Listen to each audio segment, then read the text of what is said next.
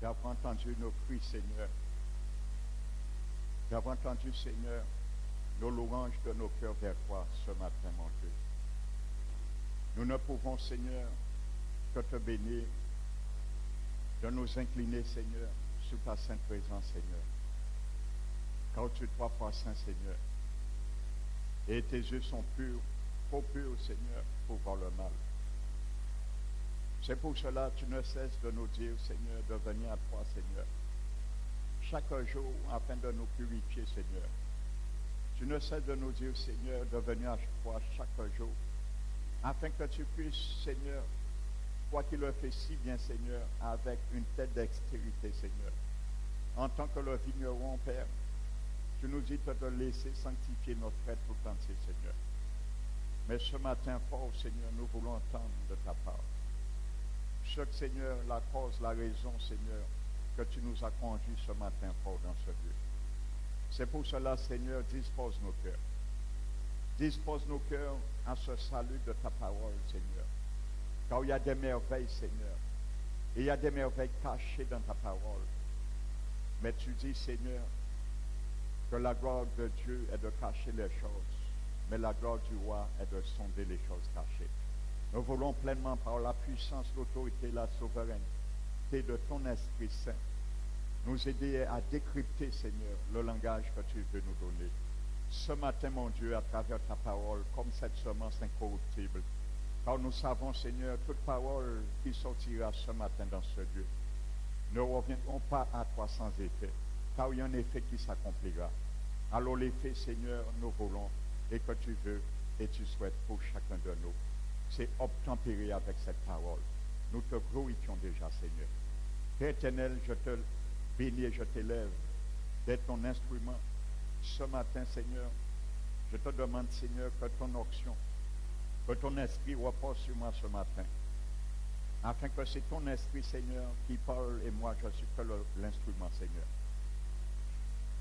Je me diminue, Seigneur, afin que toi, Seigneur, tu grandis, Seigneur, et que tu parles à chacun de nous. Seigneur, merci, Seigneur, pour ton sang. J'invoque ton sang, Seigneur, ce matin, dans la vie de chaque personne dans ce lieu. Et je lis, Seigneur, tout mouvement dans les lieux célestes du deuxième ciel, afin que le diable n'ait aucun part dans cette partie de communion avec toi et nous ce matin à travers ta parole. Élève-toi en maître, en souverain et en Seigneur, et règne encore sur le trône de notre cœur. Nous t'élèverons, Père, te glorifions. Au nom de notre Rédempteur Jésus-Christ, nous avons prié. Amen. Asseyons-nous, frères et sœurs. Alléluia. Donc je bénis ceux et celles que je n'avais pas salués ce matin. Donc soyez les bienvenus parmi nous ce matin. Amen. Donc nous allons continuer cette troisième partie sur la croix que nous devons porter en tant qu'enfants du Seigneur avec fidélité, sans murmure et sans crainte. Alléluia, car c'est salutaire pour chacun de nous. Donc ce matin, particulièrement dans cette troisième partie, je vais m'entretenir avec vous sur une réalité. Car comme je disais, le Seigneur nous dit bien que si quelqu'un veut venir après moi, qu'il renonce à lui-même, qu'il se charge de sa croix, et à ce moment, il sera prompt et apte à le suivre. Alléluia. Nous avons décidé de suivre notre Seigneur Jésus-Christ jusqu'à la ligne d'arrivée. Il est notre précurseur. C'est lui qui a frayé le chemin. C'est lui qui a laissé le sillon derrière nous.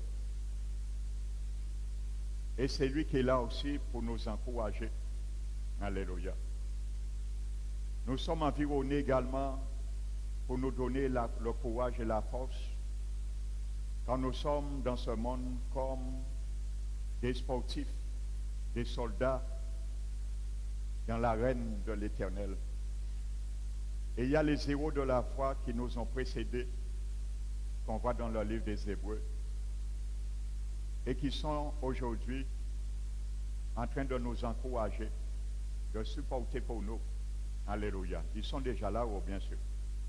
Amen. Dont la Bible appelle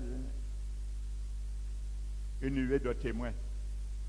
Ça veut dire qu'ils nous ont laissé des exemples afin que nous puissions prendre conscience que la marche, la course, elle est dure parfois, mais il y a de l'espoir. Car tous les héros de la foi sont passés par cela. Ils ont combattu en finalité le bon combat de la foi et ils n'ont jamais abandonné. Donc ce matin, l'Éternel te dit, si tu n'abandonnes jamais, tu auras la victoire, car tu auras combattu le bon combat de la foi.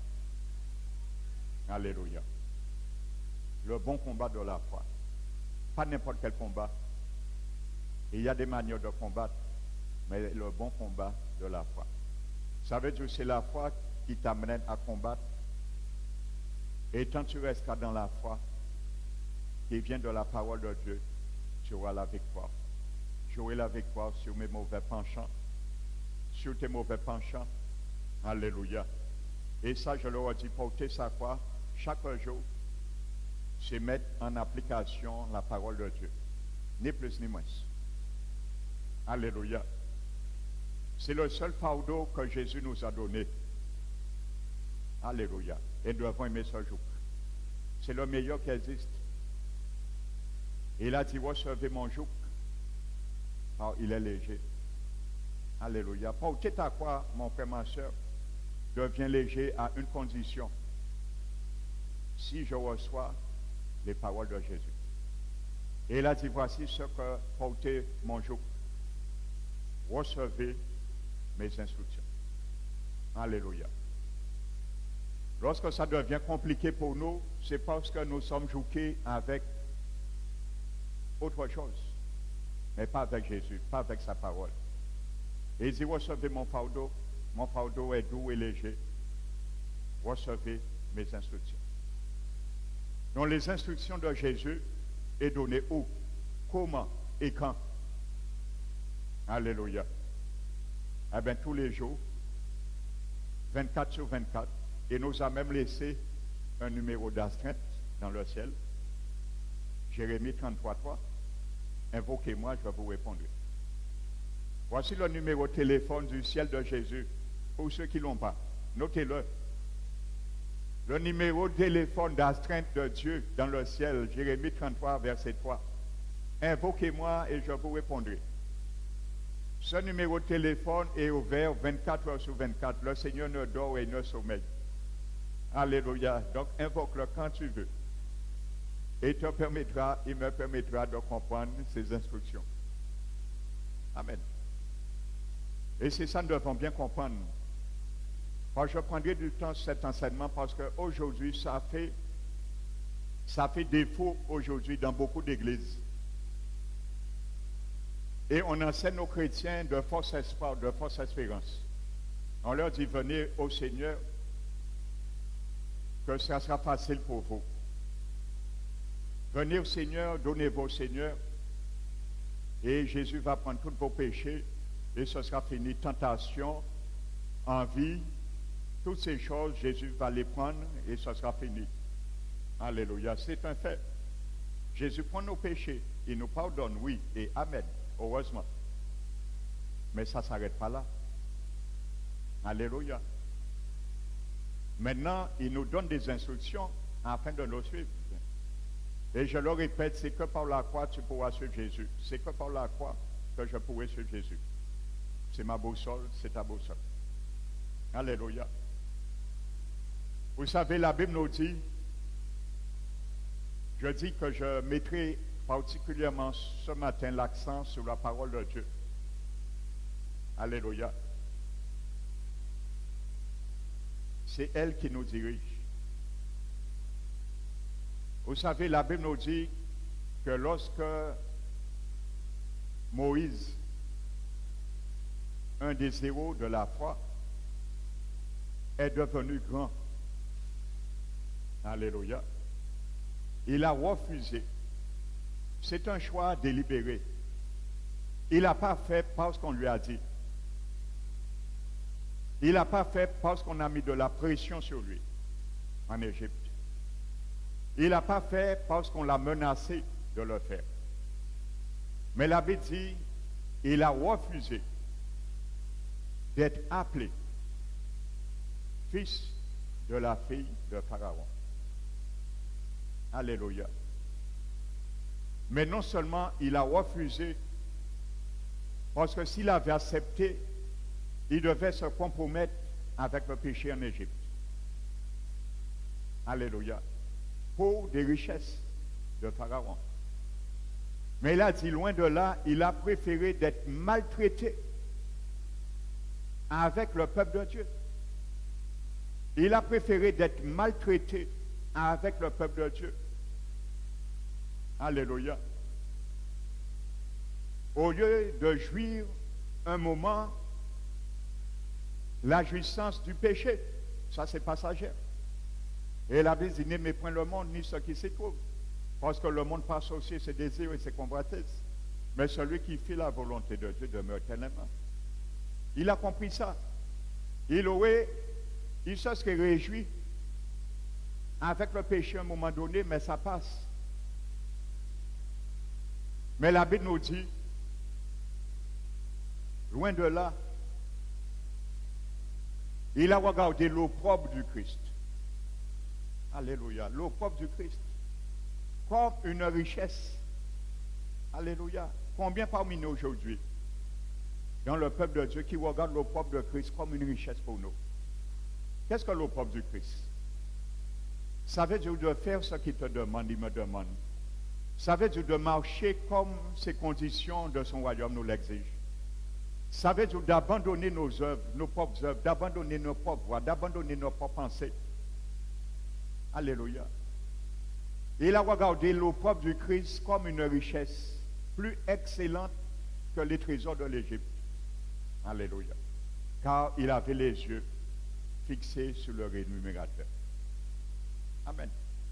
Donc aujourd'hui, beaucoup parmi nous, nous n'aimons pas décider d'être maltraités parmi le peuple de Dieu. Le peuple de Dieu, c'est qui? C'est moi, c'est toi, mon frère, ma soeur, dans ce lieu. Parce qu'aujourd'hui, beaucoup refusent d'être maltraités. Alléluia. Et c'est pour cela que nous nous retirons et nous restons chez nous. C'est pour cela parfois nous nous retirons, nous ne voulons pas être maltraités et nous retournons dans le monde. C'est pour cela parfois nous ne voulons pas être maltraités. Alléluia. Parce que lorsque nous sommes accoutumés dans certaines voies, dans certains réflexes, dans nos vies, ça devient parfois des réflexes. Et parfois dans le passé, avant de connaître Jésus, notre vie a été des réflexes sans cesse. Et il faut savoir, il est plus difficile de désapprendre qu'apprendre. Alléluia. Même parmi le peuple du Seigneur, parfois, il y a des gens qui sont venus de la religion. Alléluia. De la religion. Je parle bien de la religion. Hein. Je ne parle pas de tradition. Religion. Vous savez, nous étions des religieux. Nous marchons avec des principes. Nous sommes venus au Seigneur. Nous n'avons jamais lâché ces principes. Nous restons encore religieux. Alléluia. Eh bien, la religiosité humaine nous empêche de porter notre foi. Alléluia. Parce que ça nous empêche d'être maltraités parmi le peuple de Dieu. Alléluia. Nous ne voulons pas relâcher quelque chose parce qu'on va nous dire, nous garder ça quand même, nous refuser ça. Alors pour faire geste personne, nous allons garder quand même. Alléluia. Et nous allons jouer petit bout hypocrisie. Alléluia. Et il y a parmi le peuple de Dieu des années encore dans le Seigneur, dans l'Église, il y a certains qui suivent encore la tradition. Il y a des ça pas grave, bon Dieu qu'à comprendre qu'il y a moins. Alléluia. Parce que nous ne voulons pas être maltraités parmi le peuple de Dieu. Nous voulons faire plaisir à nos parents et il faut les faire plaisir. Il faut les faire plaisir. Mais quand il s'agit du salut, Jésus dit, Jésus doit passer avant. Nous voulons faire plaisir parfois à nos maris, à nos épouses. Mais Jésus a dit, quand il s'agit du salut, il faut faire plaisir à Jésus avant. Parce que nous ne voulons pas être maltraités. Alléluia, avec le peuple de Dieu. Et parfois, en voulant mettre quelqu'un avant le Seigneur, eh bien souvent, ça nous déporte dans l'autre bord, dans l'autre chemin. Alléluia. Donc la parole de Dieu, c'est notre tuteur. Et sachez que l'Esprit de Dieu n'a pas d'autre moyen de nous conduire. Uniquement la parole de Dieu. C'est pour cela que la Bible dit, frères et sœurs, toute écriture a été inspirée. Ce n'est pas pour rien. La Bible ne dit pas certaines écritures dans la Bible ont été inspirées et d'autres non. Qui veut dire que nous pourrions prendre ce qui est inspiré et mettre de côté celle qui n'est pas inspirée. Non. Toute écriture, T-O-U-T, a été inspirée de Dieu, pas par les hommes. Même si au casino, quand ils prennent tête en eau, que c'est blanc qui viennent, ils fait nous esclaves et ils fait nous écrit ça TV, c'est pas vrai. Ça vient de Dieu. Ce sont des hommes qui ont écrit de la part de Dieu, mais ils n'ont pas dit ce qu'ils voulaient. Lorsque nous étions à l'école, on nous dictait une dictée et il y avait un maître qui nous disait ce que nous devons écrire. Si nous écrions notre bulletin de tabac, nous zéro. Alléluia. Alors si Jordan nous a fait autre chose que la parole des Écrasés, nous, bon Dieu, qui va nous zéro les jours du jugement. Pour saluer en nous. Toute écriture est inspirée de Dieu.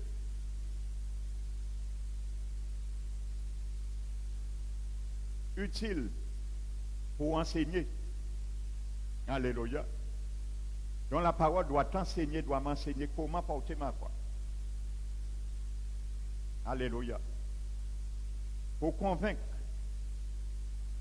pour corriger et m'instruire, t'instruire dans la justice de Dieu, afin que l'homme de Dieu soit accompli et prompt à toute bonne œuvre.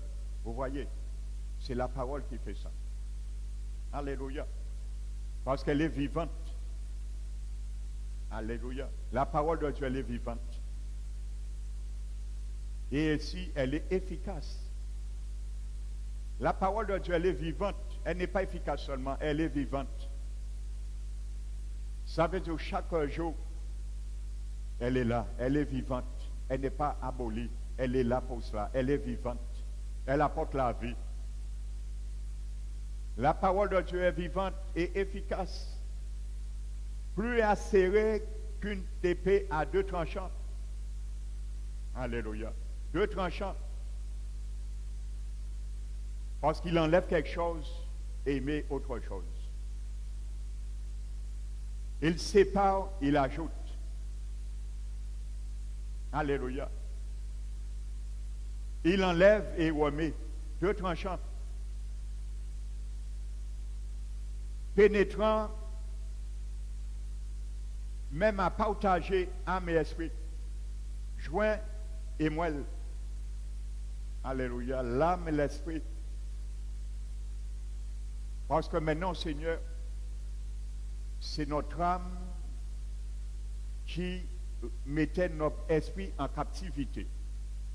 L'homme irrégénéré, c'est ça. Ce qu'on appelle l'homme adamique. Et c'est pour cela que je vous dis, nous allons venir sur un point sur ce sujet. Qu'est-ce que la chair? Parce que c'est la chair que nous devons crucifier. Donc tu dois savoir qu'est-ce que la chair. Alléluia. Parce que c'est ce que Dieu nous demande de crucifier. Pas ça, pas notre partie de notre corps. C'est pas ça la Bible appelle la chair. Ça c'est ma chair. Ça, ce sont mes muscles humains. Mais ce que Dieu demande dans la Bible, la chair, c'est un autre mot. Je reviendrai ultérieurement sur ça. Et c'est ça qu'il faut crucifier. Par rapport à la chair, Mon âme avait rendu mon esprit captif, esclave. Il le faisait faire ce qu'il voulait. Bien que l'homme est souverain dans son âme. Parce que l'âme, c'est notre personnalité. Alléluia. Mais la parole de Dieu maintenant, en tant régénérée dans notre esprit, il est là pour faire la séparation, pénétrer et séparer l'âme et l'esprit. Ce n'est pas substantiellement que la Bible parle là dans ce verset. Alléluia.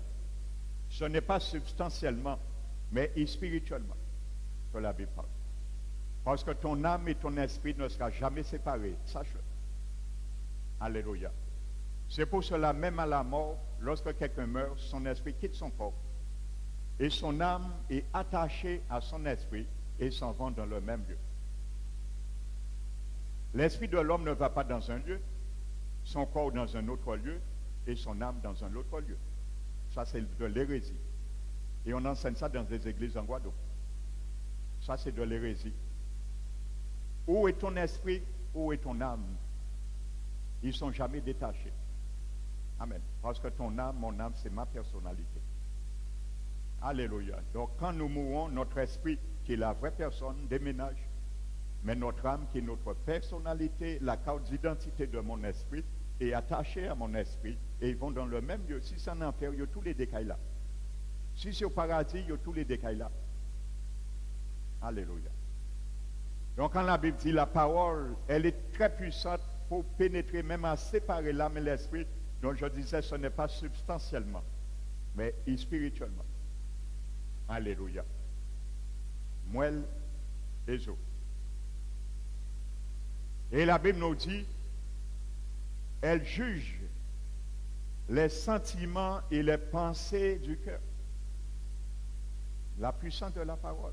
C'est pour ça que la Bible nous dit, toute l'écriture est inspirée. Parce qu'elle doit juger les sentiments et les pensées de nos cœurs. Amen.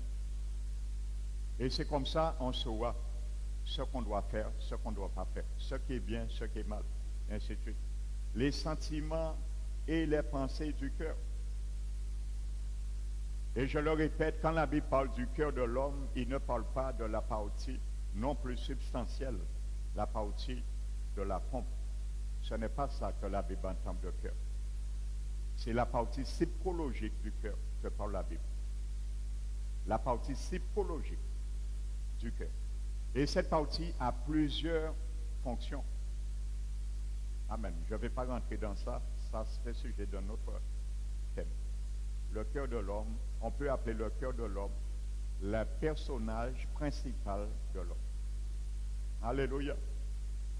Ton cœur, mon frère, ma soeur, mon cœur, la partie psychologique de nos cœurs, on peut l'appeler le personnage principal de l'homme. Alléluia. Parce que la partie psychologique de nos cœurs est l'antichambre, il fait le lien entre mon esprit et mon âme. Alléluia. Voici ce qu'on appelle le cœur. Il fait le lien entre mon esprit et mon âme. Alléluia. Tandis que l'âme fait le lien entre le corps et l'esprit. Alléluia. Vous allez dire que c'est un peu compliqué. Alléluia. Ton âme, ta personnalité fait le lien entre notre esprit et notre corps. Notre corps, notre cœur fait le lien entre notre esprit et notre âme. C'est le personnage principal de l'homme. C'est pour cela, bien souvent, quand la Bible parle du cœur de l'homme, il fait implicitement allusion à l'esprit de l'homme. Alléluia. Donc la Bible nous dit, il est là pour séparer, faire une séparation, juger les sentiments et les pensées de nos cœurs. Alléluia, la parole. Alléluia. Donc à travers tout ça, qu'est-ce que nous comprenons? Comprenons, nous devons aimer plus que jamais la parole de Dieu. Alléluia. David l'aimait, David a vu que c'était une lampe à ses pieds et une lumière sur son sentier. Alléluia. Il ne faut pas qu'elle soit une lampe seulement, mais il faut que la parole soit aussi une lumière. Parce que la Bible dit, c'est la révélation de ta parole qui éclaire. Alléluia. Nous pouvons lire la Bible comme une lampe. Alléluia. Mais quand il y a la révélation, elle éclaire aussi. Alléluia. Donc il ne faut pas qu'elle soit une lampe seulement, il faut qu'elle soit une lumière. Parce que les vierges folles, ils ont eu leur lampe, mais ça n'a pas été la lumière. La lampe s'est éteinte. Ils n'ont pas laissé l'huile animer et laisser ce chandelier s'allumer. Amen. Donc Dieu aime qu'on aime sa parole, parce que la Bible dit que sa parole a été 7 fois éprouvée. 7 fois éprouvée. Écurée. Alléluia. Dieu respecte sa parole, frères et sœurs. C'est pour cela que je vais t'inviter ce matin d'ouvrir la parole de Dieu dans le livre du prophète Ésaïe.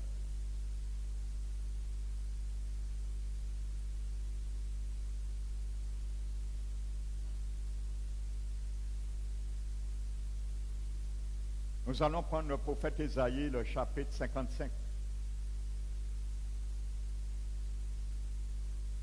Sur l'ouvrage de Dieu, je suis l'ouvrage de Dieu, étant été créé en Jésus-Christ pour de bonnes œuvres, pas pour de mauvaises œuvres. Que Dieu a préparé d'avance afin que nous les pratiquions. Donc voyez, des œuvres ont été préparées pour moi, pour toi, mon frère, ma soeur. D'avance afin que je les pratique. Donc ça veut dire aussi Dieu a déjà préparé des bonnes œuvres pour moi d'avance. En retour, je dois réformer mes œuvres. Si je ne réforme pas mes propres œuvres, je ne pourrai pas mettre en pratique les bonnes œuvres que Dieu a préparées d'avance pour moi. Et à ce moment, je ne serai pas son ouvrage. Alléluia. À ce moment, tu ne seras pas son ouvrage. Parce que je suis comme un patron dans la main du couturier. Il court chaque jour sur nos vies, selon son plan. Il est le maître d'œuvre, le maître d'ouvrage. Nous sommes l'ouvrage de ses mains. Alléluia. Donc si nous voulons que Dieu puisse se réjouir de ses œuvres, il faut que nous pratiquions les bonnes œuvres qu'il a préparées d'avance pour nous. Mais pendant que nous mettons en pratique ces bonnes œuvres que Dieu a préparées d'avance pour nous par sa parole, nous réformons nos mauvaises œuvres. Parce qu'elles les dépréparent en même temps. Les mauvaises œuvres ne peuvent pas aller avec les bonnes œuvres. Croyons de mort. Et c'est ça, vous allez comprendre, frères et sœurs. Il faut qu'un meure dans le combat. Il faut toujours n'y ait qu'à mort et n'y ait qu'à rester vivant. Il faut que la chair meure et la nature divine demeure. Alléluia. Et il y aura toujours de la résistance, c'est normal. Et il y aura toujours de la résistance parce qu'il y aura toujours des voix qui nous parlent. La voix de la chair va nous dire, il est bien, il veut rester comme ça. Mais l'autre voix qui nous invite à réformer ces mauvaises œuvres va nous parler autrement aussi. Et c'est nous à faire le choix. Dieu ne va pas faire le choix pour moi. Il ne va pas faire le choix pour toi, mon frère, ma soeur. Il n'a pas fait le choix pour Adam et Ève. Il ne le fera pas aujourd'hui pour nous. Alléluia. Adam et Ève n'avaient pas l'Esprit de Dieu. Hein. Et Dieu n'a pas épargné eux. En fortiori, nous, qui avons l'Esprit de Dieu. Amen. Nous avons la possibilité. Amen. Donc nous sommes l'ouvrage de Dieu. Alors laissons Dieu faire son œuvre, frères et sœurs. Alléluia. Trop souvent, nous aimons, nous l'avons vu vendredi, contester avec Dieu. Nous le faisons sans cesse, contester avec Dieu. Le Seigneur essaie de nous inviter de sortir dans une situation. Nous analysons, nous calculons avant de dire oui ou non, Seigneur. Comme si Dieu se serait trompé, comme si Dieu peut-être mal dormi jour là ça, il dit moi ça, faut bien calculer, est-ce que ça dit moi, ça qui correspond à la situation moi non. Dieu ne dort pas, frères et sœurs. La Bible dit, imaginez-vous, Dieu fermait ses yeux 3 secondes dans l'univers. Je ne sais pas si vous avez déjà médité sur ça. Allons essayer de voir un scénario. Imaginez-vous le Dieu trinitaire, le Père, le Fils et l'Esprit Saint auraient dit, allons essayer de dormir 3 secondes. Ils ferment leurs yeux. 3 secondes. Imaginez-vous ce qui serait passé dans l'univers, frères et sœurs. Parce que la Bible dit que Dieu soutient toutes choses par sa parole. Que sa parole est au-dessus des cieux. Dieu contrôle toutes choses. Il est omniscient, omniprésent et omnipotent. Alléluia. Imaginez-vous ces 3 secondes que la nature aurait perdu leur contrôle. Les lois qui régissent de Dieu pour la nature, tu peux pas contrôler yo parce que Dieu t'es qu'à dormir, il ne peut pas contrôler yo pendant 3 secondes. La loi de la pesanteur, tu peux pas contrôler parce que Dieu qu'à dormir pendant 3 secondes. Imaginez-vous, catastrophe, avion t'est tombé, bateau t'est monté peut-être au lieu de flotter sur la mer. Imaginez-vous le chaos, le désastre qui aurait pu se passer dans l'univers. Quand nous avons ce Dieu qui veille sur nous, même pendant notre sommeil, c'est une gloire, frères et sœurs. Et nous devons sans cesse nous réjouir à l'égard de ce Dieu qui maintient toutes choses dans ses mains, mais ne dort pas heureusement. Imaginez-vous 3 secondes, ça diable a été fait. Alléluia. Donc c'est une réflexion. Amen. Le prophète Jérémie, la Bible le dit. Dieu demande de réformer vos voies, de revenir, réformer vos voies. Nous l'avons vu, nous avons prié sur cela vendredi. Dieu a amené Jérémie chez le potier pour voir comment il travaille dans nos vies. Et la Bible nous dit, à la fin de ce chapitre, Jérémie 18, il dit réformez vos voies. La Bible nous dit que le peuple dit, c'est en vain que Dieu parle. C'est en vain que Dieu parle. Aujourd'hui, combien parmi nous nous dit parfois, Dieu, que c'est en vain tu me parles. Alléluia. La Bible dit, le peuple de Dieu dit à Jérémie, c'est en vain que Dieu nous parle, car nous suivons nos pensées. Dieu dit, réformez vos pensées, hein? Réformez vos œuvres, réformez vos voies, revenez à moi. Il a dit, non, bon Dieu, c'est en vain tu nous parles. Nous allons suivre nos pensées. Nous allons agir comme les penchants de nos cœurs mauvais. Il y a vous dit, bon Dieu, qui est mauvais à vous. Alléluia. Et malheureusement, la Bible nous dit que celui qui s'écarte du chemin de la sagesse reposera dans la demeure des morts. Celui qui s'écarte du chemin de la sagesse reposera dans la demeure des morts. Alléluia. Lorsque nous nous écartons de la sagesse de la parole de Dieu, nous allons cheminer trop tard dans le chemin, dans la demeure des morts. Amen. La mort, pas la mort physique, mais la mort spirituelle, l'éternel. Alléluia. Donc nous allons prendre Ésaïe 55.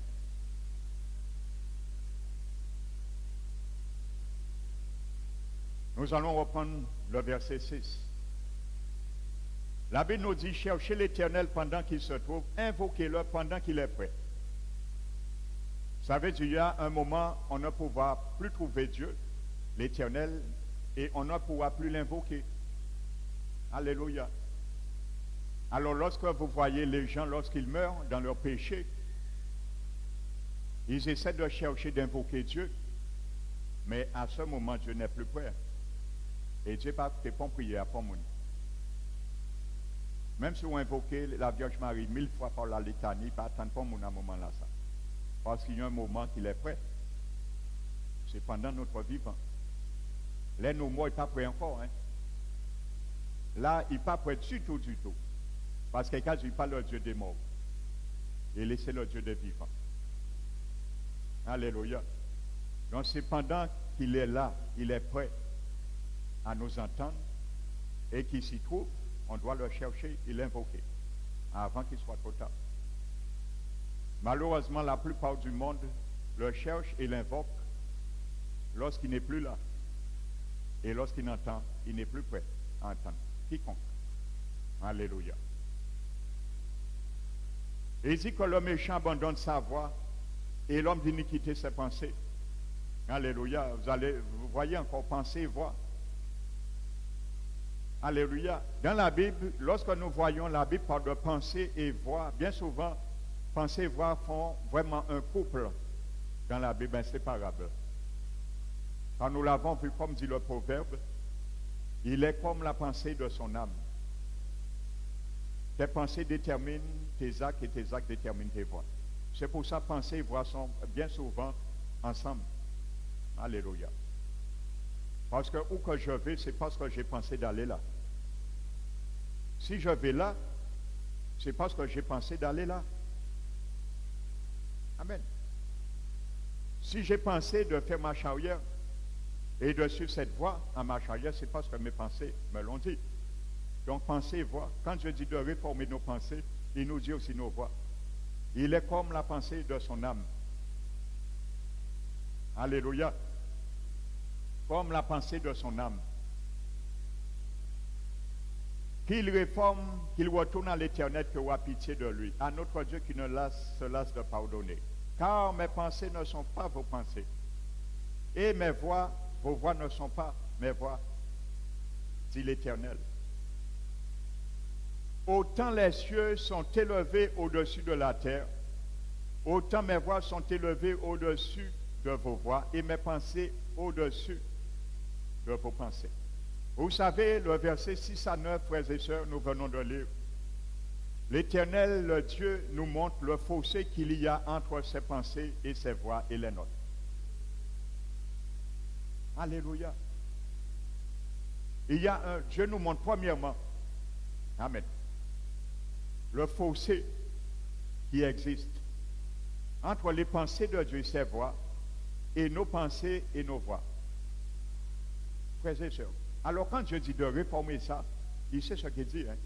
Ça veut dire que penser en nous peut jamais rattraper penser et voir nous non plus. Il nous cite le fossé. Et ce fossé est incalculable.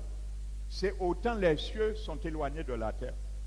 Voici le fossé entre mes pensées, tes pensées et les pensées de Dieu.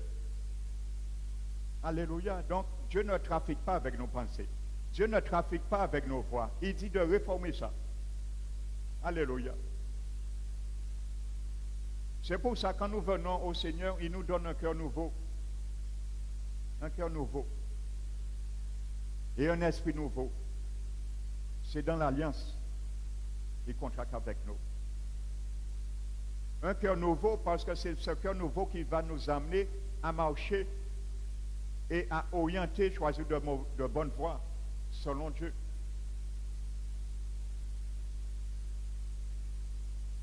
Réformez vos voies, réformez vos pensées. Car mes pensées ne sont pas vos pensées et mes voix ne sont pas vos voix. Alléluia. Dieu nous montre la première chose, le fossé qui existe. Et ce fossé est aussi grand que entre la terre et le ciel. La grandeur de ce fossé. Pour les cartésiens, ceux qui disent oui, on peut choisir bon Dieu, mais en vérité, il y a certains qui veulent se donner au Seigneur, mais ils disent qu'ils préfèrent ne pas aller dans les églises. Ils veulent être sauvés. Ils acceptent le Seigneur, mais ils ne veulent pas venir à l'église. Alors, qu'est-ce qui empêche de venir à l'église? Tu ne peux pas accepter le Seigneur, et quand tu acceptes le Seigneur, l'Esprit de Dieu t'habite et l'Esprit te dit de ne pas aller à l'église. Il y a une asymétrie.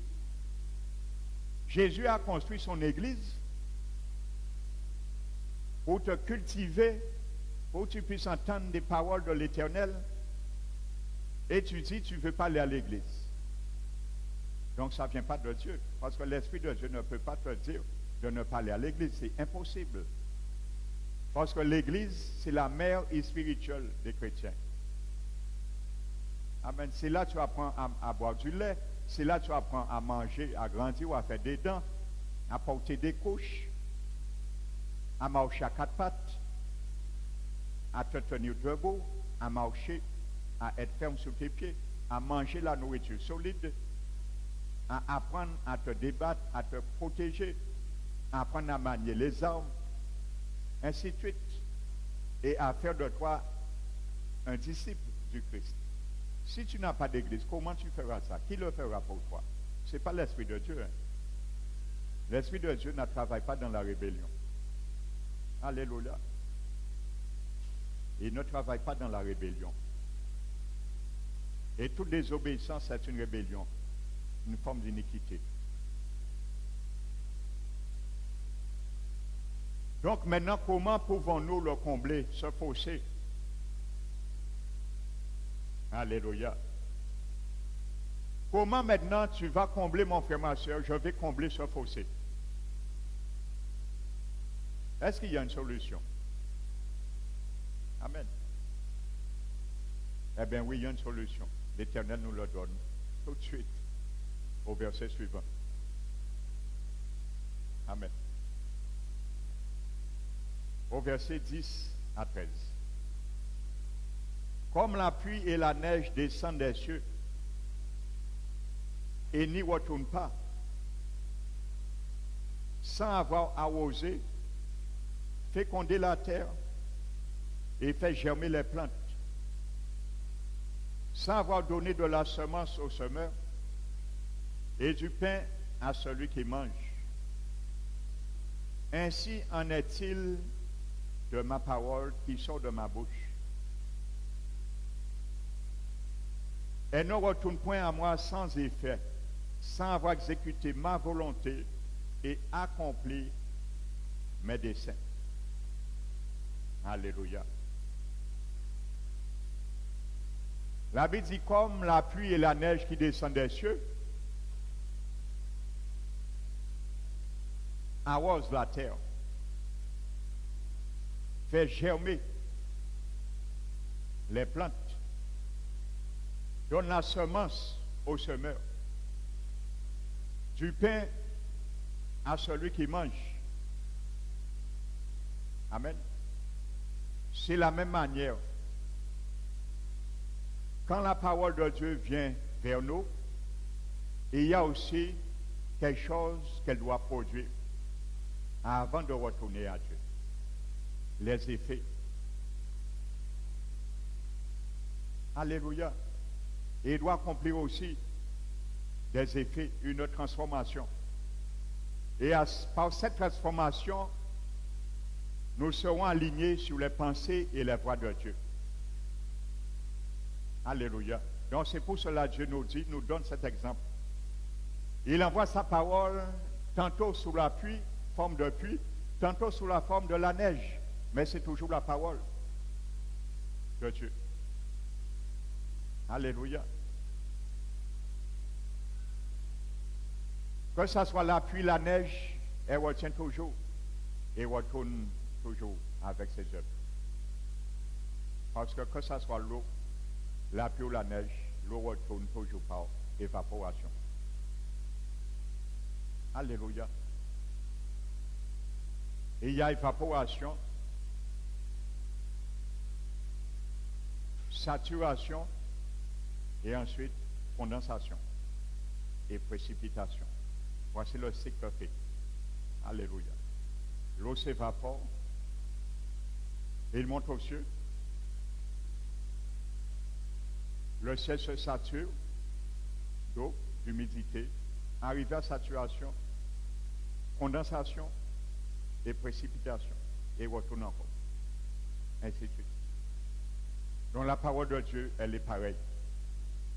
Elle vient à nous sous deux formes.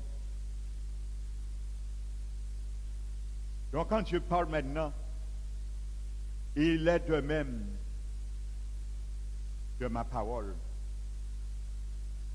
Il fait une comparaison. En est-il de ma parole qui sort de ma bouche? Alléluia.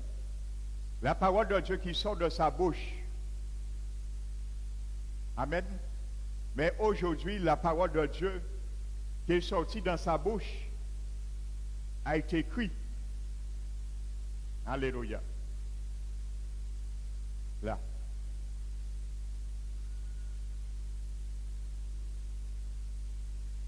Et c'est par la parole de Dieu qui va nous donner maintenant les voies et les pensées de Dieu. Quand regardons bien la chronologie, Dieu parle de revenir à lui, de réformer nos pensées et nos voies. Et il explique comment ces pensées et ces voies descendent vers nous et nous les transmettent par sa parole. Alléluia.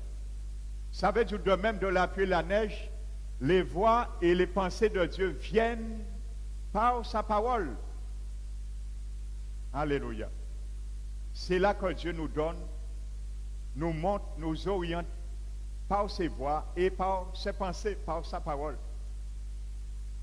Amen. Donc voici comment vient et révéler les pensées et les voix de l'Éternel. Il les fait descendre par sa parole, ses pensées et ses voix. Et nous apporte ceci. Par la pluie, comme la pluie qui descend du ciel provoque sur la terre diverses choses, nous l'avons vu. Donc par Dieu, ainsi sa parole aussi qui sort de sa bouche. La solution qui fait donc descendre jusqu'à nous les voix et les pensées de Dieu. Amen. C'est la parole de Dieu qui descend de Dieu de deux façons. Soit sous la forme de la pluie, soit sous la forme de la neige. Vous savez, quand la pluie tombe sur la terre, la pluie trempe immédiatement la terre, nous le savons. Il arrose et commence à la rendre fructueuse. La neige, par contre, fait des couches sur la surface dure de la terre et ne fait pas dans l'immédiat pour elle comme la pluie. Parce qu'il faut, par contre, la température change. Alléluia. Quand la pluie tombe sur la terre, elle arrose tout de suite la pluie, la terre. Et commence tout de suite son effet. Mais quand c'est la neige, il ne fait pas tout de suite. Alléluia. Il faut qu'il y ait une autre température pour faire le même effet que la pluie qui est tombée sur la terre. Donc, ma vie, c'est ma terre. Mon cœur, c'est ma terre. Ta vie, c'est la terre. Tes pensées, c'est la terre. Tes voix, c'est la terre. Alléluia. Donc, il faut parfois, pour que la parole de Dieu puisse accomplir et m'amener à marcher dans les voies de l'Éternel et accomplir ses pensées, ensuite ses pensées d'obéir comme ses pensées. Parfois, il faut une autre température. Alléluia. Et c'est pour cela, parfois, Dieu nous fait passer par la fournaise ardente, afin de faire fondre la neige et nous puissions bénéficier le bien-être pour laquelle, l'effet pour laquelle que Dieu a envoyé sa parole. Car il a dit, c'est ainsi qu'est ma parole. Il ne retourne point à moi sans effet. L'effet, c'est accomplir son dessein et exécuter sa volonté. Alléluia. Donc parfois, quand Dieu nous parle, légèrement, nous ne comprenons pas, eh bien, il envoie la parole sous l'autre forme, la neige. Et pour exécuter sa volonté, pour accomplir son dessein et faire l'effet de sa parole pour lequel il est descendu, c'est accomplir, réformer nos voies et nos pensées. À ce moment, il ajoute quelque chose d'autre, la chaleur pour fondre la neige, le feu de la fournaise. Et c'est pour cela, bien souvent, nous sommes éprouvés. Et nous n'aimons pas l'épreuve. Mais mon frère, ma soeur, il faut aimer l'épreuve parce que c'est pour fondre la neige.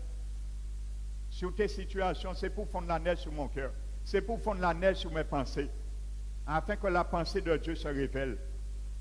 Alléluia. C'est pour cela. La Bible dit parfois de considérer comme un sujet de joie complète aux diverses épreuves nous pouvons être exposés. La Bible nous dit de ne pas considérer comme quelque chose d'extraordinaire qui nous arrivait. Alléluia. Lorsque nous passons à travers l'épreuve de feu, la fourneuse de l'épreuve, la Bible dit de ne pas considérer ça comme quelque chose d'extraordinaire qui nous arrive. Alléluia, non. Mais nous dit loin de là de nous réjouir dans la fournaise, de la souffrance que nous avons partagée avec Jésus. Parce que lorsque sa gloire apparaîtra, nous allons être dans la joie et dans l'allégresse. Mais avant d'être dans la joie et dans l'allégresse, il faut laisser le soleil fondre la neige. Parce que si le soleil ne fond pas la neige, la pluie ne va pas rentrer dans la terre, arroser et faire germer et fructifier le terrain et amener comme fruit les pensées et les voies de Dieu qui est codifié dans sa parole. C'est pour ça que cette parole est descendue sous forme de neige dans nos vies parfois. Amen. Parfois nous aimons la parole sous l'aspect de pluie, mais parfois nous ne l'aimons pas sous l'aspect de la neige. Il est meilleur encore quand c'est la neige. Alléluia. C'est meilleur encore quand c'est la neige. C'est pour cela la Bible dit, heureux ceux qui supportent patiemment l'affliction, parce que ça fait un poids de gloire sur leur vie. Alléluia, un poids de gloire sur leur vie. Alléluia. Et la Bible dit, si nous sommes outragés pour le nom de Jésus, c'est parce que l'Esprit de gloire et l'Esprit de Dieu reposent sur nous. Amen. Pourquoi il y a des chrétiens qui sont toujours aigris? Ils sont éprouvés depuis le soleil a commencé, fond de neige là, nous aigris. Alléluia. Nous ne voulons pas le poids de gloire reposer sur nous. Jésus veut nous glorifier. Et il a dit, ceux qu'il a sauvés, il les a aussi prédestinés. Ceux qu'il a prédestinés aussi, il les a glorifiés. Comment le poids de gloire peut sortir en nous? Lorsque le Seigneur nous invite à porter nos poids, c'est comme ça que nous allons permettre que la neige se fond en portant notre poids. C'est comme ça que nous allons suivre les voies de Dieu. C'est comme ça que nous allons suivre ses pensées. Et non nos pensées et nos propres voies des penchants mauvais de nos cœurs. Alléluia. Vous savez, la Bible dit un moment par son prophète Jérémie à son peuple Israël, et il a dit, ce peuple raidit leur cou, et dans leur rébellion, il se formait un chef pour retourner en esclavage. Ils raidirent leur cou, et dans leur rébellion, ils se donnaient un chef pour retourner en esclavage. Ils ont établi un chef pour retourner en esclavage. Alléluia. Donc ne retournons pas dans l'esclavage de nos anciennes voies, ni dans l'esclavage de nos anciennes pensées, parce que ça vient du diable. Ce n'est pas pour rien, nous l'avons vu dimanche dernier.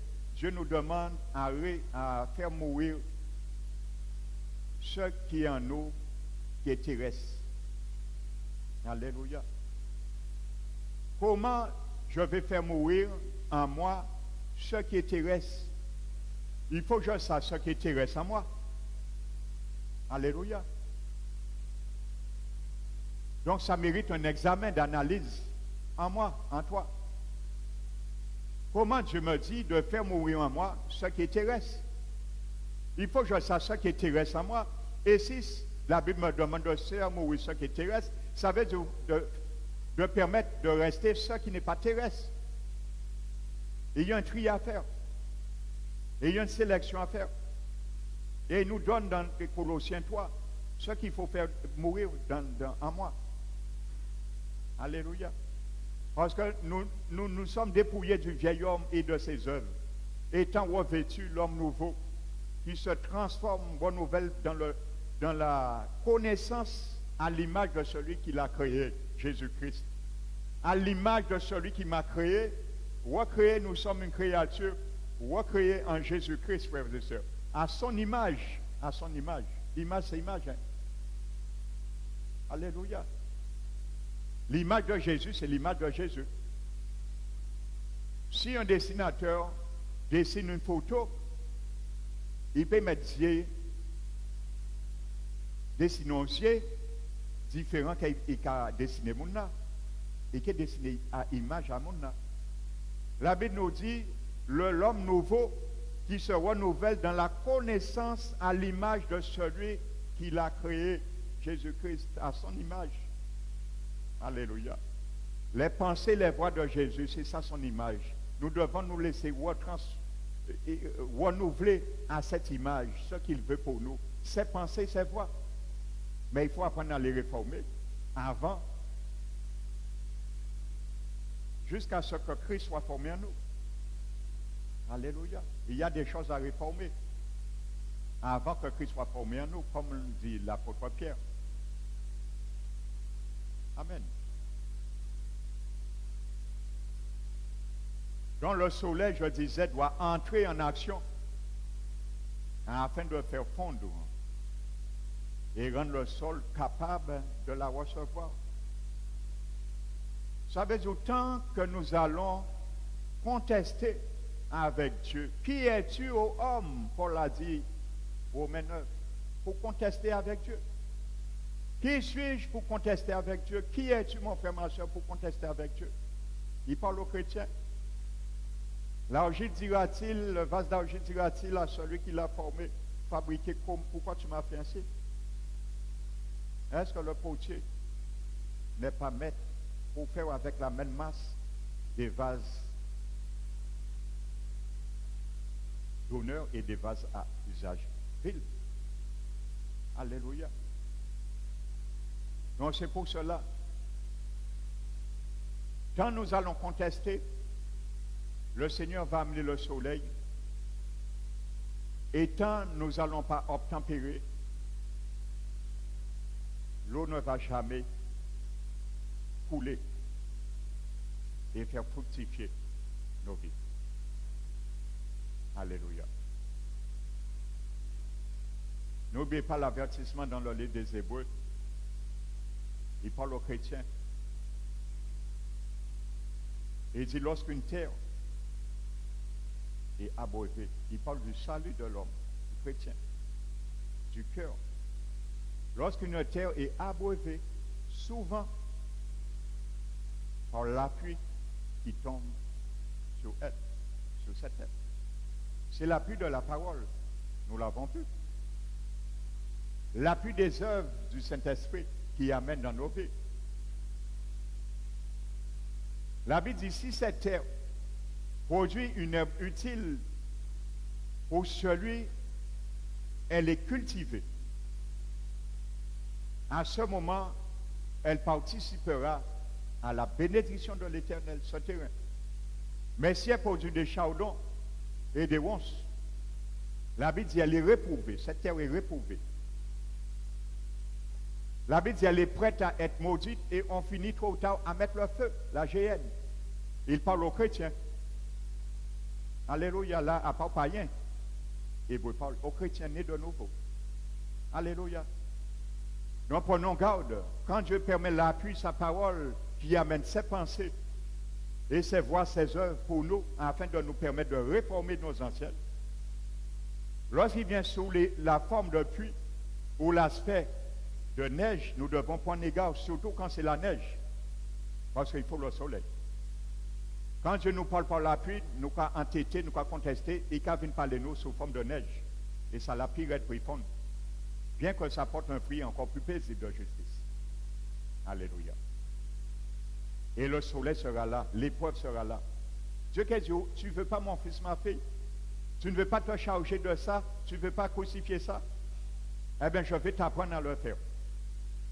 Et tant que tu ne vas pas tempérer avec moi, je te suis. Et la chaleur de mon four va te suivre aussi. Parce que si je te retire dans mon four, tu ne pourras pas prendre la forme que je vais te donner. Il faut que je te donne cette forme. Alléluia. Et tu ne pourras pas être l'ouvrage entre mes mains. Et ni accomplir les œuvres bonnes que j'ai préparées d'avance pour toi. Alors laisse-moi faire mon fils. Laisse-moi faire ma fille. Et tais-toi. Et cesse de contester. Alléluia. Paul a dit, qui es-tu, ô homme, pour contester avec Dieu? Alléluia. Ce n'est pas pour rien dans Deutéronome 8. J'aime beaucoup ce texte. Dieu dit à son peuple, souviens-toi de tous les chemins que je t'ai fait passer, moi qui t'ai fait passer. Pendant les 40 années dans le désert, Dieu qui dit ça rappelle à son peuple. Alléluia. Ça veut dire Dieu rappelle que j'ai fait ma parole venir sous forme de neige. Alléluia. Pour te gagner encore. Souviens-toi tous les chemins que je t'ai fait passer à travers les 40 années dans le désert pour t'éprouver et connaître la disposition de ton cœur, si quand même ou pas tu observerais mes commandements. Je t'ai fait souffrir la faim, je t'ai humilié afin que tu apprennes à manger la manne que ni tes pères ni toi n'avaient jamais mangé.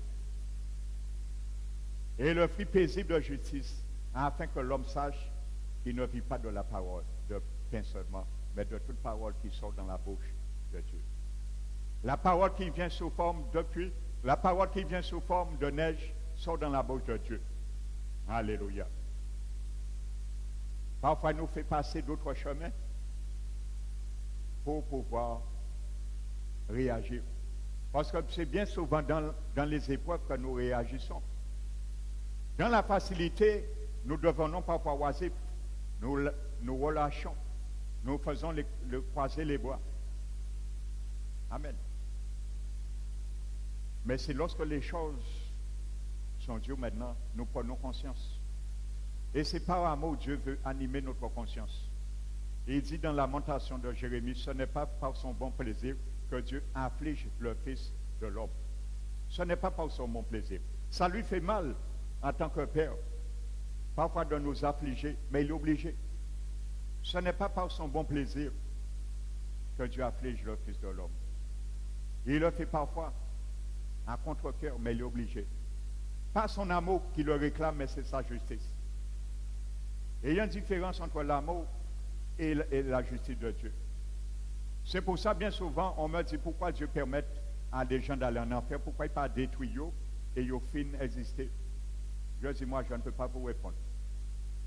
Et ce n'est pas l'amour de Dieu qui veut ça. Ce n'est pas son amour qui veut que les gens aillent en enfer. Je dis, mais pourquoi il a pris mon en enfer? Car c'est justice qui veut ça. Ce n'est pas l'amour de Dieu qui veut qu'on aille en enfer. Ceux qui rejettent son salut. Mais c'est sa justice. Et puis rien, c'est sa justice qui a décrété ça. Et Dieu, sa justice, c'est la base de son trône. Il ne peut pas contredire et trahir justice. Parce que c'est ça qu'il a décrété au jardin d'Éden. Et il a dit, le jour où tu mangeras le fruit de la connaissance du bien et du mal, tu mourras. Ça, c'est sa justice qui a décrété ça. Alors, il est engagé à respecter sa parole. Alors, il ne peut rien faire. C'est sa justice, mais non son amour. Son amour veut que tous les hommes soient sauvés, arrivent à la connaissance de la vérité. Mais sa justice veut que tout homme qui refuse cette vérité pour être sauvé soit jugé en enfer. Alléluia. Voici les deux lames de l'épée de l'esprit. La parole de Dieu. Voici les deux lames tranchantes de cette épée. La parole de Dieu. Alléluia. Et il faut savoir, chaque fois que la parole de Dieu est lancée, il y a toujours son effet, ne retourne jamais à Dieu, sans être accompli. Vous savez, quand l'évangile est prêché, il y a des gens qui rigolent. Ils ont dit, beau, entendre un bel discours. Pasteur l'a dit ça, prédication l'a dit ça, mais moi, en savant ni foi à moi, ils raisonnent en eux. Ils contestent en quelque sorte contre Dieu. Parce qu'ils ne veulent pas, comme ils n'ont pas été boucher les oreilles à eux. Alors, il est obligé de contester, raisonner, selon eux. Et il dit, oui, mais de toute façon, en y foi à moi, en tant qu'un bon Dieu, en projet fait mon mal. Vous savez quoi, ça que les gens disent, en projet fait mon mal? Quand il fait mal, c'est sorcier. Quand les gens vous disent, en projet fait mon mal, il y a que sauver. C'est ça que les gens disent quand on leur parle de l'évangile, en projet fait mon mal. Parce qu'en projet fait mon mal, c'est faire mon sorcier. Mais tu ne peux jamais faire de la sorcellerie. D'ailleurs, depuis quand tu viens dans le sein de ta mère, tu es déjà condamné. Tu n'as rien besoin de faire pour aller en enfer. Du seul fait que tu viens au monde, tu vas déjà en enfer. Alors tu n'as pas besoin de faire du mal. Et tu n'as pas besoin de dire, en prochain, fais mon mal. Parce que la Bible dit, dès que tu sors dans le ventre de ta mère, tu es déjà candidat pour l'enfer. Alors cherche à ne pas être aller en enfer. C'est pour ça que tu es venu au monde. Pour chercher à ne pas être en enfer, c'est tout. Alléluia. Parce que la Bible nous dit dans Romains que même ceux qui n'avaient pas péché une transgression semblable à Adam est coupable. Alors, il est coupable. La Bible dit que où il n'y a pas de loi, le péché n'est pas imputé. Mais ça ne veut pas dire que parce qu'il n'y a pas de loi, tu as péché sans loi, le péché ne sera pas imputé, mais tu ne seras pas sauvé, parce que tu es venu avec le péché. Le grand P. Alléluia. Le péché, la loi de la mort qui régit la vie de l'homme, ça s'appelle le grand P, le péché au singulier. Tu es venu avec ce virus au monde, donc tu seras condamné. Même si tu n'as rien fait, même si tu n'as jamais fait de péché comme Jésus, je vais à l'extrême, même si tu viens au monde, tu n'as pas fait un seul péché, tu es quand même condamné. Parce que tu serais la règle à l'exception de la règle. Où t'es petit Jésus, en sauvé sans passer par 100 ans. Non, il n'y a pas d'exception à la règle. Jésus a été l'unique. Et s'il s'est fait pécher, le Père s'est fait pécher, c'est pour moi et toi. Afin que nous soyons appelés justice de Dieu. C'est pour ça qu'il s'est fait pécher. Mais il n'a pas péché. Uniquement Jésus. Il n'y a pas d'autre personne. Mère Teresa, il pas saint. Il était bison rédempteur aussi. À part richesse à qui rend saint. Sainte Teresa. Alléluia. Les saints, ce sont les chrétiens. En son saint, tu es un saint, mon frère, ma soeur, si tu es habité par l'Esprit Saint. Voici ce que la Bible dit, un saint. Ce n'est pas des morts qu'on a déifiés comme saints. Saint Bernadette, Saint Marie, ces choses-là, ça. Ce sont les chrétiens qu'on appelle un saint. Alléluia. Donc, je disais que même si ces gens raisonnent, la parole qui est prêchée, elle ne reviendra jamais à Dieu. Même si tu l'as rejetée, mais il y a un jugement qui est codifié aussi dedans. Alors, elle ne revient pas sans effet. Tu seras jugé. Donc, il y a les deux tendances. Quand la parole est prêchée dans l'évangile, tu l'acceptes, tu es sauvé. Alléluia. C'était l'objectif à atteindre. Si tu le rejettes, tu es condamné. C'était aussi l'objectif à atteindre. Alléluia. Alors, elle ne retourne jamais sans effet. Elle exécute sa volonté et elle accomplit son dessein. Alléluia. La Bible dit toute chose a été faite pour un but, même le méchant pour le jour du jugement. Amen. Pourquoi Dieu a choisi Judas? Parce qu'il voulait un Judas pour accomplir son dessein, pour tuer Jésus et pour nous sauver. Parmi tous les méchants, dans la préscience de Dieu, il a choisi Judas. Alléluia. Toute chose a été faite pour un but, même le méchant pour le jour du jugement, parce que ce sont les méchants qui seront jugés. Alléluia. Amen. Je le répète, ce n'est pas sciemment Dieu venu, comme on le pense, et on me l'a déjà fait sa réflexion. Dieu n'a pas permis à Judas de venir au monde pour être condamné. Là, Dieu serait injuste. Non. Dieu a permis à Judas de venir au monde pour être sauvé. Mais comme Dieu avait vu, il voit le film de notre vie avant de le projeter, il avait vu le film de Judas depuis sa naissance et que Dieu va l'aider à se repentir de ses mauvais desseins de vendre Jésus pour de l'argent. Quand même ça, Judas va refuser. Dieu a vu le film avant. de le projeter. C'est le plus grand acteur. Alléluia. Et film n'est pas science-fiction, film est réel. Donc, il a décidé, quand même je vais tendre par mon fils Jésus-Christ la main à cet homme, il peut jamais repentir. Alors, on a choisi pour accomplir des desseins, parce qu'on veut sauver, il est rejeté.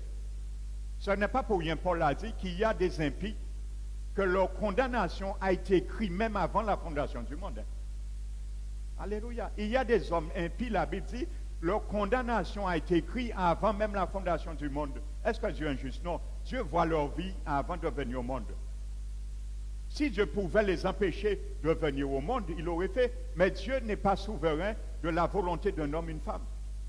C'est leurs parents qui ont décidé de mettre au monde ces impies. Dieu n'a pas voulu. Mais Dieu savait que leur nom serait écrit même avant la fondation du monde. Pourquoi il les a permis d'être nets? Non, ça c'est la volonté et la responsable de leurs parents. Alléluia. Pourquoi Dieu a permis Hitler d'être net? Non, c'est ses parents. Dieu n'a pas empêché ses parents de mettre au monde Hitler. Il avait été écrit comme impie avant la fondation du monde. Alléluia.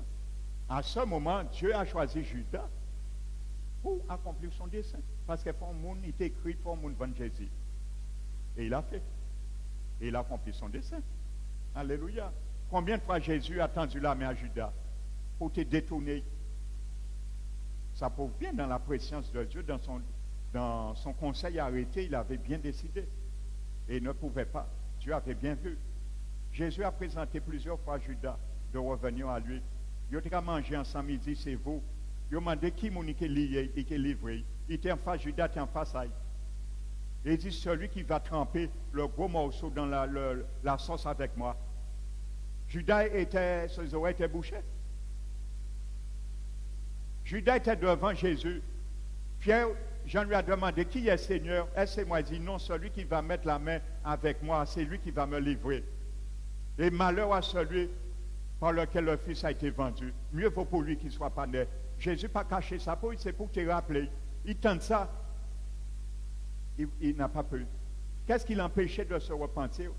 Je ne le juge pas, je ne peux pas là pour le juger. Mais seul Dieu sait. En tout cas, il refusait grâce à bon Dieu. Et il avait été choisi comme apôtre. Alléluia. Alors, il a bien entendu que c'est lui. Jésus dit c'est lui. Il n'a pas fait sous l'oreille, il savent c'est lui. Alléluia. Et regardez quand il est trop tard, il est trop tard. Alléluia. Jésus l'avait dit. Hein? Il a eu le remords après. Mais ça ne l'a pas sauvé. Parce que le remords n'est pas la repentance. Il a eu un remords.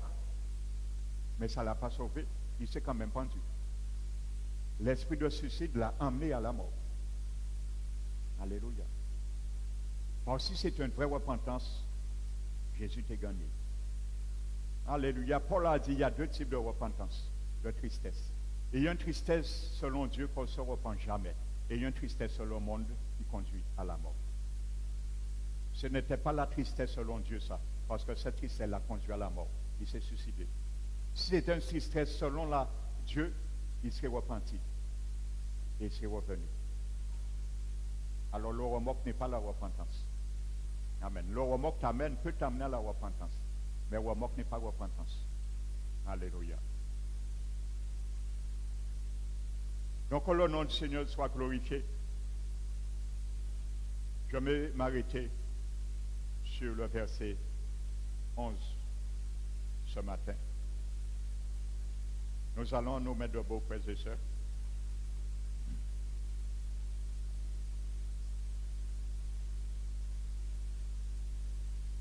Et nous allons fermer les yeux.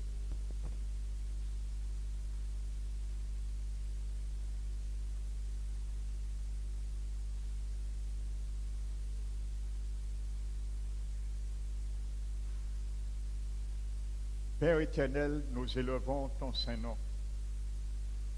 Merci mon Dieu pour ta parole qui ce matin nous a provisionné dans ton dessein, Seigneur. Un dessein qui vient d'en haut, Seigneur. Car tu nous demandes sans cesse, Seigneur, et nous sommes aujourd'hui conscients que nous sommes dans les derniers temps et qu'il n'y a plus de temps, Seigneur, pour rétrograder, s'endormir et jouer, Seigneur, avec ce si grand salut que tu nous as donné. Tu ne cesses aujourd'hui, Seigneur, et je voudrais encore, Seigneur, ces paroles fassent écho dans nos pensées, de revenir à toi, de réformer nos voies et nos œuvres, d'accepter, Seigneur, par ta grâce, tu nous as fait de comprendre encore ces principes ce matin, d'accepter, Seigneur, le conseil de ta parole, ces œuvres et ces voies qui viennent sous forme liquide, qui est l'eau, et l'aspect solide, qui est la neige, Seigneur. Apprends-nous, Seigneur, à accepter, Seigneur, l'épreuve au bon moment opportun, quand il le faut, Seigneur. Car tu nous l'as dit, Seigneur.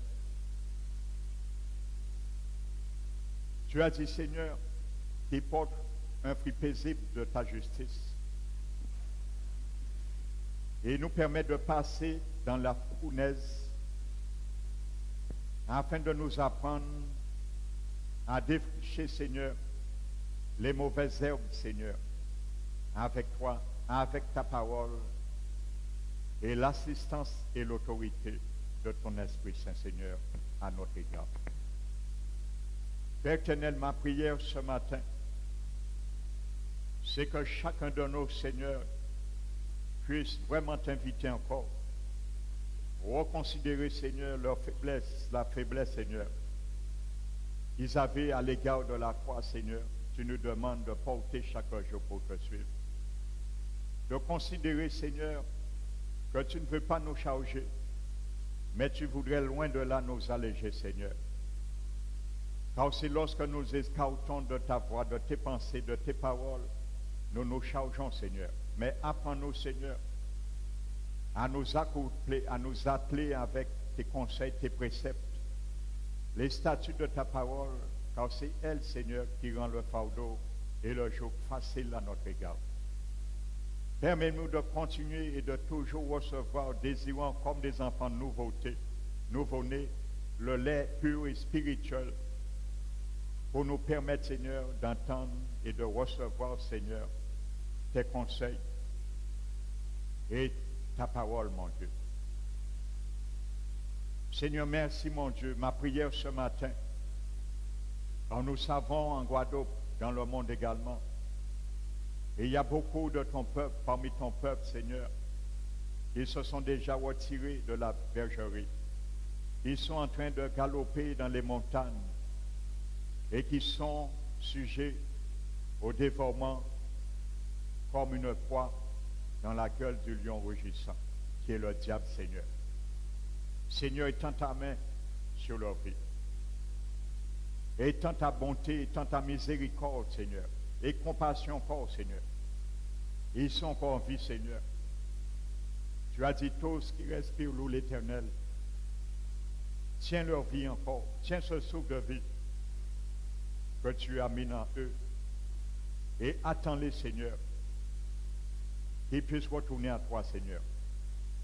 C'est notre prière, Seigneur. Nous remettons leur cœur, Seigneur, leurs blessures, Seigneur, où ils ont été choqués, où ils ont été blessés, Seigneur, par des comportements, des agissements, Seigneur, les manipulations psychologiques, toi qui connais toutes choses, tu vois tout, Seigneur, car rien n'échappe à ton regard de ce qui se passe au sein de ton peuple, de ton Église, dont tu es le chef suprême, Seigneur Jésus. Ramenez à toi, Seigneur. Guéris leur cœur, guéris les blessures. Donne de l'espérance encore, mon Dieu. Ramenez à toi, Seigneur. Et détourne les regards de l'adversaire sur leur vie. Afin que, Seigneur, qui puissent de nouveau être attrapés par toi et qui se dégagent des pièges de l'adversaire, mon Dieu. Illumine les yeux de leur cœur, Seigneur. Renouvelle leur intelligence. Retire le voile, Seigneur, d'aveuglement. Et fais-les comprendre qu'ils ne sont pas en sécurité. Loin de là. Ils sont en train de commettre et de cheminer vers le péché qui amène à la mort. Mais Seigneur, ne permet pas ce péché les atteindre. Mais pendant qu'ils sont encore favorables à ton amour, ta miséricorde, qui retourne à toi, Seigneur. C'est notre prière, Seigneur. Seigneur, ma prière ce matin, que tu enlèves, Seigneur, tous les mercenaires en Guadeloupe, Seigneur, qui sont rentrés dans ton troupeau. Que tu les enlèves, Seigneur. Tu les arraches parmi ton troupeau. Que tu les renvoies, Seigneur, où qu'ils sont sortis, pas pour les perdre, mais pour qu'ils soient sauvés. Qu'ils reconsidèrent leur état d'âme, qu'ils rendent en eux un examen de leur conscience et qu'ils retournent dans l'œuvre que tu les as donnée, où tu les avais donnée. Car beaucoup se perdent, Seigneur, par rapport à ces faux serviteurs. Et que beaucoup de tes brebis mal affermis donnent allégance à leur ministère. Élève-toi, Seigneur. Balaye ton Église. Continue à le faire, Seigneur Jésus. Prends ton balai et balaye ton Église de toute impureté, de tout ce qui fait obstacle, un frein, Seigneur, à la sanctification de nos vies. Prends ton balai, Seigneur Jésus, et balaye ton Église. Car tu es déjà là, tu viens chercher une Église sainte, sans tache, rien d'épréhensible. Alors lave la robe que beaucoup parmi nous est en train d'entacher. Car tu as dit, heureux ceux qui lavent leur robe dans le sang de l'agneau. Apprends-nous à laver notre robe que nous avons déjà entachée par rapport à nos péchés, notre mauvaise volonté qui conduit nos pensées et nos voies, Seigneur. Lave-nous sans cesse, Seigneur, et aide-nous à accepter ce lavage par ton pardon, Seigneur. Retire-nous dans toute vie désinformée spirituellement. Et encore, Seigneur, continue à accomplir ton dessein. Un dessein pour nous sauver, car nous ne sommes pas de ceux qui se retirent pour se perdre. Nous te le disons aujourd'hui, mais nous sommes de ceux. Et nous voulons être de ceux dans cette Église particulièrement qui persévèrent, Seigneur, pour gagner leur âme et arriver à la ligne d'arrivée. Seigneur, c'est ma prière pour toutes les églises en Guadeloupe. Que ton nom soit élevé, Père, glorifié, exalté, dans le nom de notre Rédempteur, Jésus-Christ. Amen. Nous allons bénir notre Dieu maintenant.